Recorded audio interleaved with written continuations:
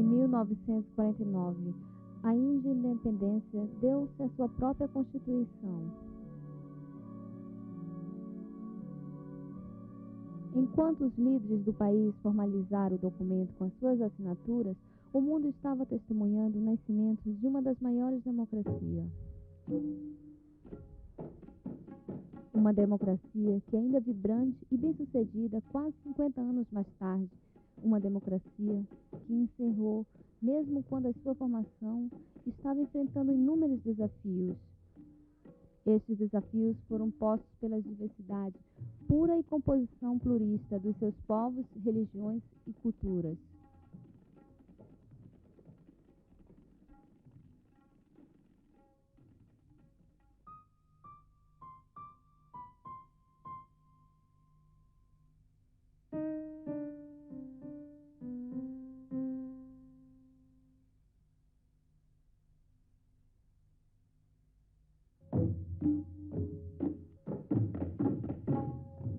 O nascimento da Índia anunciou um acontecimento único no mapa do mundo.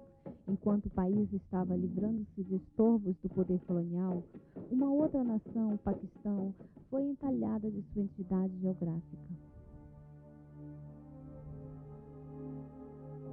E o trauma da divisão subsequente criava convulsões e tragédia quando milhares foram orfanados e ainda mais pessoas ficaram sem casa.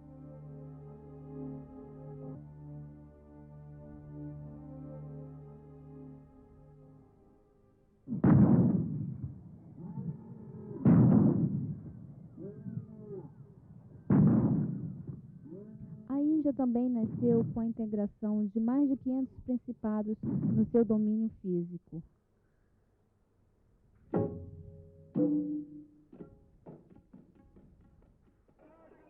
Para os milhões que experimentaram essa libertação, democracia, significaria uma oportunidade de participar do nosso processo e tornar decisões do país. Uma oportunidade que foi negada por uma pressão do domínio colonial.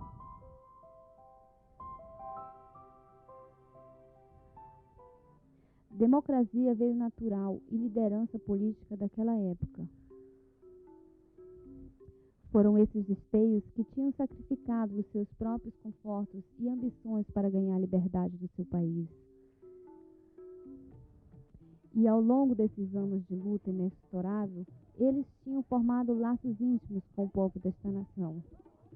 Durante os anos dessa luta contra o colonialismo, eles tinham preservado os contatos íntimos com os homens e mulheres comuns. Tinham articulado a aspiração dos destituídos e privados.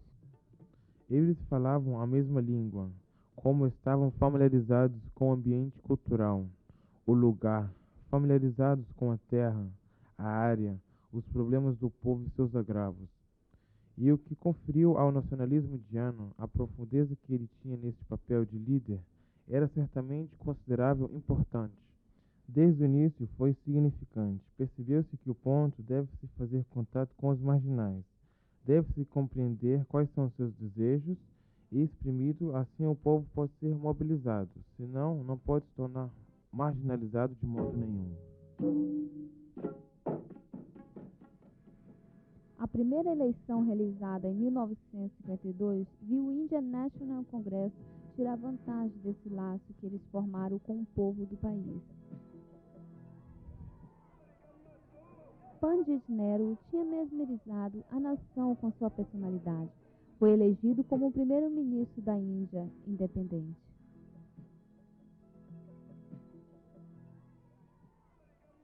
Um homem com um forte sentido de discurso e compromisso ao povo deste país, tendo o povo a confiança total nele. Foi por isso que ele foi aceito como líder incontestado da Índia, depois da independência. Havia uma galáxia de outros líderes do movimento que estavam em direção do Congresso naquela altura, e, consequentemente, o povo foi mobilizado pelo Congresso, ainda mais por Jawaharlal Nehru, que naquela altura tinha sido o querido da nação por muitos anos.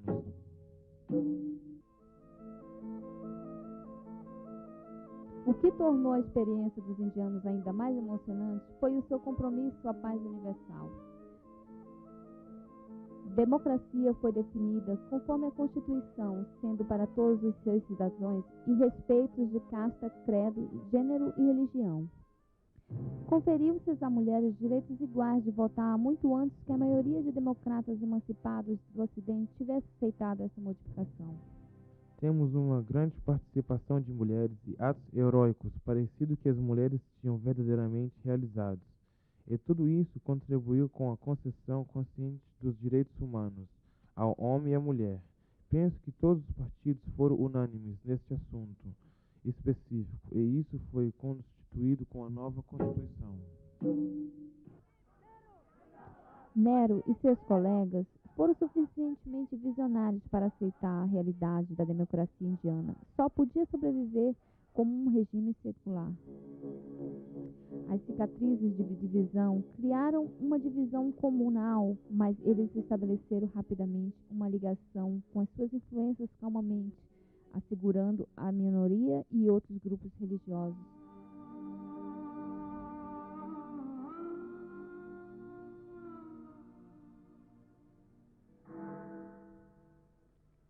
Secularismo iria tornar-se o futuro da democracia indiana. Há muito tempo, o secularismo estava em primeiro lugar na Índia. De fato, o movimento nacional da Índia aceitou, quando a maioria dos países europeus estavam aceitando. E, basicamente, o secularismo apareceu efetivamente no mundo no século XIX. A Constituição indiana foi forte e particularmente secular, e também estava consciente de fato de que uma sociedade multirreligiosa na Índia não podia funcionar sem a sua base secular. O India National Congress tinha sido uma organização abrangendo muitas tendências. Nos anos em que tinha estado na vanguarda da luta do país para a liberdade, o Congresso tinha cooptado para quase todas as matrizes de opinião política no país. Porém, as raízes estilhaçadas tinham começado a abandonar o Congresso mesmo antes da independência. Alguns desses líderes que se tinham comprometido aos valores gandhianos e não concordavam com o conteúdo e o estilo do Congresso, formaram núcleos de crítica mais fortes das políticas externa e econômica depois dele ter assumido o poder. Várias matrizes e designações fizeram andar a democracia. Enquanto eles trabalhavam, o Congresso tinha capacidade de ter várias opiniões, de adaptar as opiniões, de respeitar várias opiniões. E foi por isso que a democracia indiana foi intensificada. Uma das realizações principais da democracia indiana foi quando o Partido Comunista ganhou o poder nas eleições de 1957, na província sul-indiana de Kerala. Talvez tivesse sido a primeira vez na história do mundo inteiro que o comunista tinha captado o poder pelo voto de urna. Críticos apontaram o fato de que, dentro de 2 anos, este governo foi demitido. O governo central proclamou novas eleições depois de ter colocado a província sob governo presidencial por um período. O triunfo dos comunistas foi o apelo pela democracia naquela época, e a demissão do governo foi o resíduo da autocracia que ficou. Quero dizer, foi um tipo de conflito que ainda continuou no país, mas a democracia torna-se cada vez mais forte. A coligação chefiada pelo Partido Congresso agora assumiu o poder. Analistas lembram-se de que, mesmo que os métodos de demissão do governo comunista pudessem ser designados duvidosos, todavia foi através dos votos de urna que o domínio da lei foi estabelecido nessa província.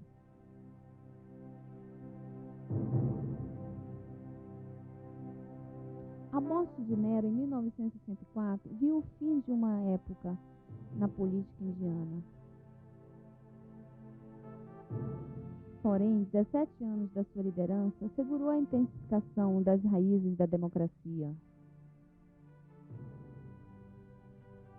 Foi Pandit Nehru que deu a estabilidade à instituição parlamentar. Foi a época quando Pandit Nehru podia facilmente ter adquirido todos os poderes para si, mas ele não fez isso. Ele tentou estabelecer a autoridade da instituição parlamentar. Por isso, não foi inesperado que a transição da liderança de Nero para de Lal Bahadur Shastri foi uma diversão. Agora havia um conflito interno para o poder dentro do Congresso, que ainda era o poder político dominante no país. E a morte súbita de Shastri em Takeste, depois de ter sofrido um ataque cardíaco massivo, levou o conflito do Congresso para frente. Indira Gandhi, filha de Jawaharlal Nehru, foi pedida a assumir a liderança do Congresso.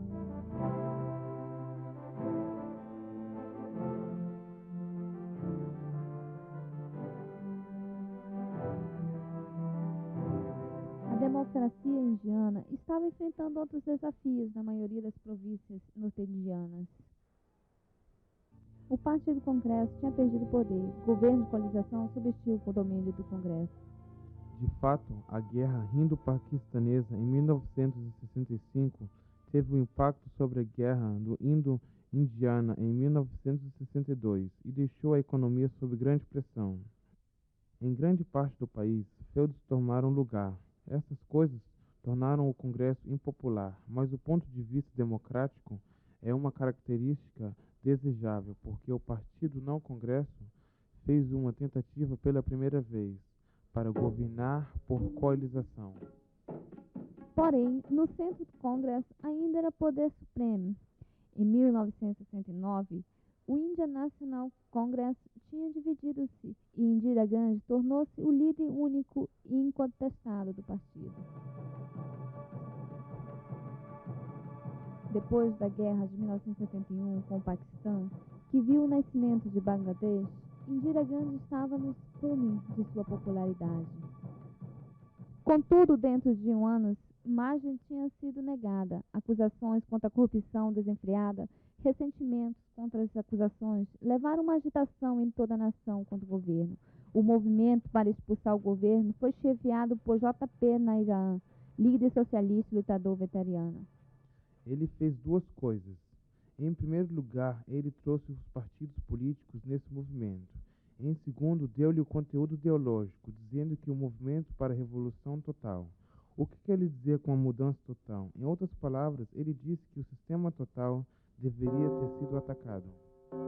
Em 1975, Indira Gandhi foi a primeira ministra sob o ataque de uma decisão do Tribunal Supremo de Allahabad. Veio aumentar os seus problemas.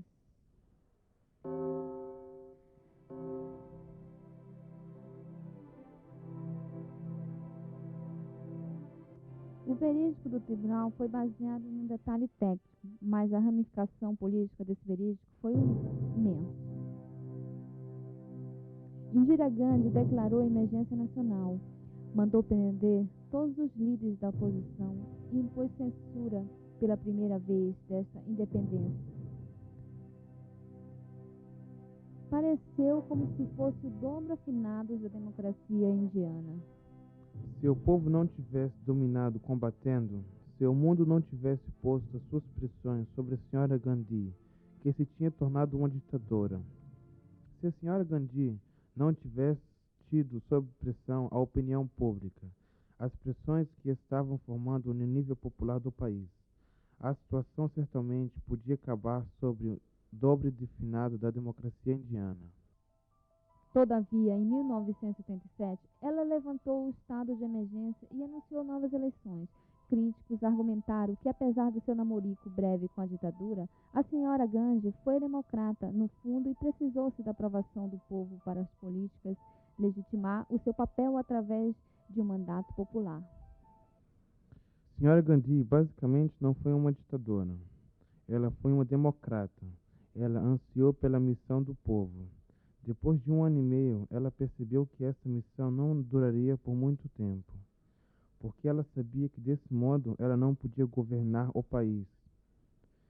Foi uma compulsão da situação que forçou a senhora Gandhi a optar por uma eleição, e ela deixou-se levar-se para uma situação desconhecida. A eleição de 1977 foi uma linha divisória da democracia indiana.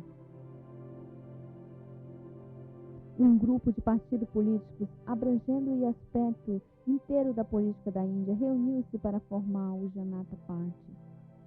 Eles participaram da luta eleitoral na base igual com o Congresso e Congresso. Da senhora Gandhi não conseguiu reter o poder.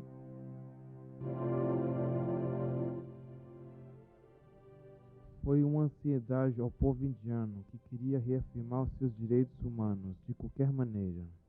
Eles tinham sentido que foram explorados, de maneira que eles reagiram e responderam às eleições, refletindo a um sentimento ofendido. A senhora Gandhi cometeu um erro e um cálculo errado e anunciou a eleição. Ela não foi capaz de compreender a disposição do povo, e o povo obrigou-a a abandonar o governo, e quase todos foram identificados pela emergência. A experiência do Janata Party durou muito pouco tempo. A coalização sacudiu sob a tensão da contradição externa. Todavia, em 1980, a senhora Gandhi e o seu partido, Congresso, foi elegido para o governo outra vez. Mas a experiência de 1977 deu ênfase sobre o fato de que a democracia para o país não se podia ser aceitado como verdadeira, nem os líderes podiam esperar interferir com os credenciais básicos democráticos do país, escaparem sem protesto. Comentadores políticos referiam-se a esse período como um desvio. Foi um desvio que não pôde continuar por muito tempo. Foi precisamente essa razão que era necessária. Ela usou a palavra terapia de choque. A terapia de choque foi necessária para colocar as coisas em perspectiva certa, botar as coisas em ordem. Mas uma vez que a fase foi completa, era necessário restaurar a normalidade. Os líderes têm que animar o povo e pedir para eles votarem a favor dele. Penso que isso sobreviveu como uma democracia, e os nossos nomes não sobreviverão, porque se tornou um hábito e aprendemos a verdadeiramente o nosso direito de mudar os líderes sempre que queremos.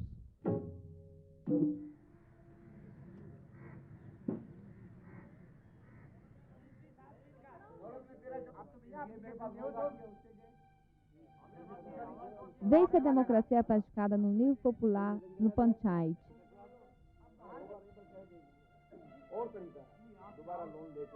O Panchayat, ou Conselho de Aldeia, o estilo tradicional de tomar decisões, é a autogovernação local. É o sucesso da forma Panchayat de governação e deu o sistema democrático indiano a sua credibilidade para o praticante do nível popular.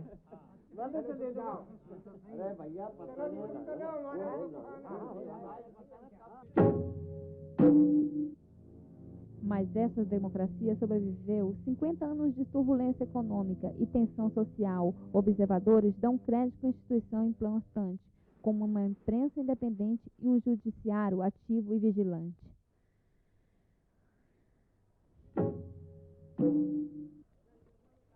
Apesar da crítica que o sistema judiciário indiano está enfraquecido, às vezes leva muito tempo para administrar a justiça. Tem sido vigilante e um controle eficaz contra improvidades constitucionais. A abordagem judiciária indiana foi modelada sobre o sistema judiciário britânico. De fato, o Tribunal Supremo da Índia tomou conta do Tribunal Federal em 1950. E, ao longo dos anos, o Judiciário vigiou totalmente o Poder Executivo numa série de decisões descartáveis. Ultimamente, há muitos casos em que a ação do Poder Executivo é discutida, e o Judiciário examina-os, repetidas vezes mandando judiciais a vários tipos de emitidos, aonde se pensa que a ação do Poder Judiciário não é compatível, e a Constituição ou a parte da lei sobre as quais é feita. O Judiciário informou as pessoas, através do seu ativismo, sobre o que eles devem esperar do seu governo e que ninguém está fora da lei. O judiciário indiano tem sido tão forte que a discussão na média tem resolvido recentemente a volta da extensão e as vantagens do ativismo judicial. Litígios de interesse público ofereceram acesso aos tribunais para o povo comum. Tornou-se um instrumento legítimo para o controle eficaz sobre os políticos burocratas ambiciosos. Enquanto a Índia, o papel destinado ao judiciário sob a Constituição é um dom vigia. Quando trabalha-se como vigia, intensifica e assegura os poderes legislativos e executivos, permanecendo dentro do limite da Constituição.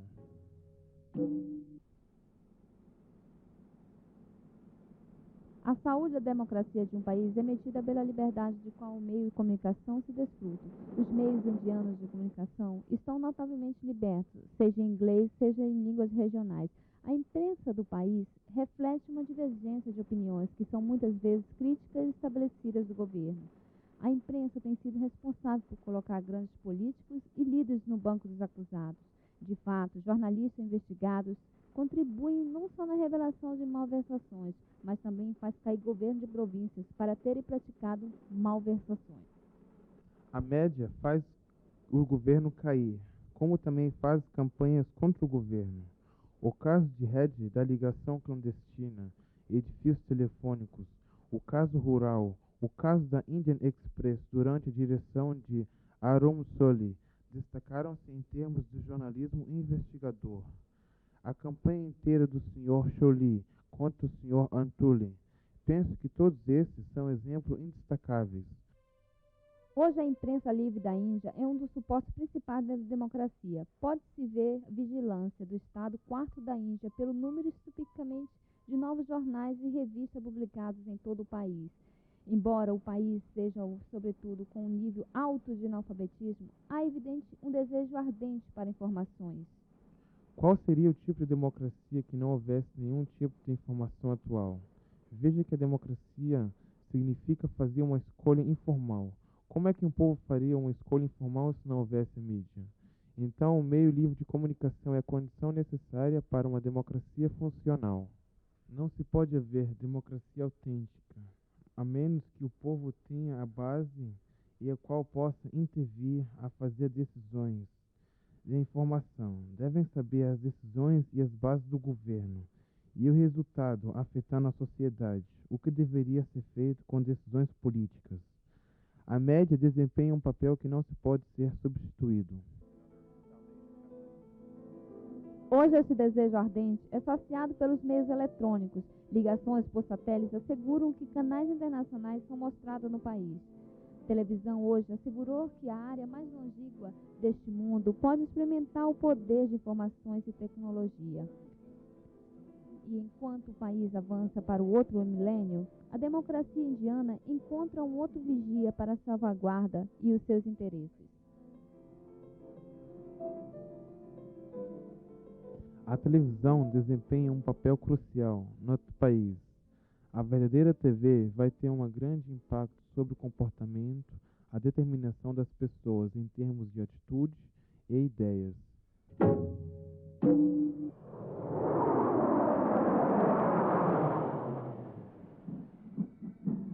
Uma das realizações principais da democracia indiana nas décadas últimas tem sido a capacidade de conversar a supremacia da autoridade civil militar. Apesar do fato de que os republicanos tiveram de enfrentar sublevações separatistas, conflitos étnicos e terrorismo através das fronteiras desde a independência do país, para muitos observadores, essa supremacia da autoridade civil permitiu a democracia florescer no país. Enquanto a tradição democrata de 50 anos se enraiza no pique da nação, as lutas eleitorais vão encontrar para si um único vocabulário: vivo, vibrante e procurando participação total dos seus cidadãos.